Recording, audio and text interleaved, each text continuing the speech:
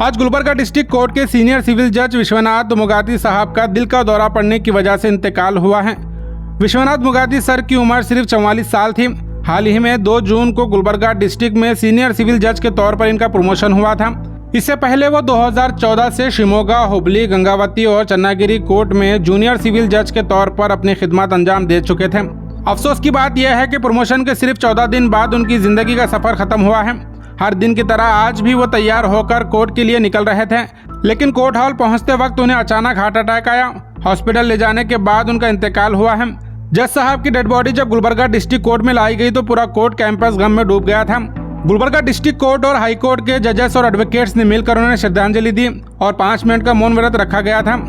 जज साहब की बीवी और उनकी एक छोटी बेटी भी इस वक्त यहाँ मौजूद थी, जो सदमे में टूट चुके थे। गुलबर्गा बार एसोसिएशन के जनरल सेक्रेटरी सिद्धाराम वाड़ी ने इस मौके पर गुलबर्गा हेडलाइन से बात कर दुख जाहिर करते हुए डिटेल बताई है।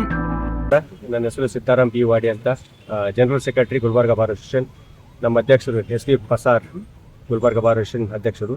ಇವತ್ತೊಂದು ದುಃಖಕರ ಸಂಗತಿ ಏನಪ್ಪ ಅಂದರೆ, ಇವತ್ತು ಬೆಳಗ್ಗೆ ಇಲ್ಲೇ ನ್ಯಾಯಾಧೀಶರಾಗಿರುವಂಥ 3rd additional senior civil judge, 3ನೇ ಹೆಚ್ಚುವರಿ ಸಿವಿಲ್ ನ್ಯಾಯಾಧೀಶರಾದಂಥ ಶ್ರೀ ವಿಶ್ವನಾಥ್ ಮೂಗುತಿ ಅವರು ಅನ್ಎಕ್ಸ್ಪೆಕ್ಟೆಡ್ ಹಾರ್ಟ್ ಅಟ್ಯಾಕ್ ಆಗಿ ಅವ್ರು ಕ್ವಾರ್ಟರ್ಸ್ನಲ್ಲಿದ್ದಾಗ ಕೋರ್ಟಿಗೆ ರೆಡಿ ಆದಾಗ ಅವ್ರಿಗೆ ಹಾರ್ಟ್ ಅಟ್ಯಾಕ್ ಆಯಿತು. ಹಾಸ್ಪಿಟಲ್ ಹೋಯ್ದರು, ಅಲ್ಲಿ ಅವರು ಡೆತ್ ಅಂತ ಡಿಕ್ಲೇರ್ ಮಾಡಿದ್ರು.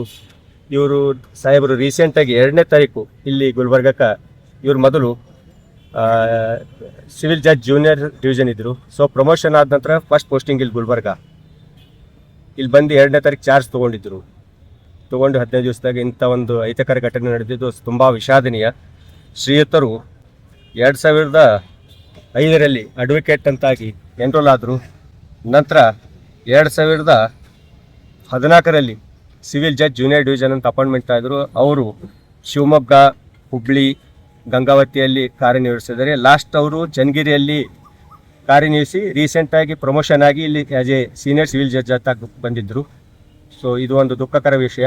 ಈ ಅವರ ಕುಟುಂಬಸ್ಥರ ದುಃಖದಲ್ಲಿ ನಮ್ಮ ಗುಲ್ಬರ್ಗಾ ಬಾರ್ ಅಸೋಸಿಯೇಷನ್ ಎಲ್ಲ ಪದಾಧಿಕಾರಿಗಳು, ಎಲ್ಲ ನಮ್ಮ ವಕೀಲ ಬಾಂಧವರು ಅವ್ರ ದುಃಖದಲ್ಲಿ ಭಾಗಿಯಾಗಿದ್ದೇವೆ. ಅವರ ಮೃತರ ಆತ್ಮಕ್ಕೆ ಶಾಂತಿ ಸಿಗಲಿ ಅಂತ ನಾವು ಪ್ರಾರ್ಥಿಸ್ತೇವೆ.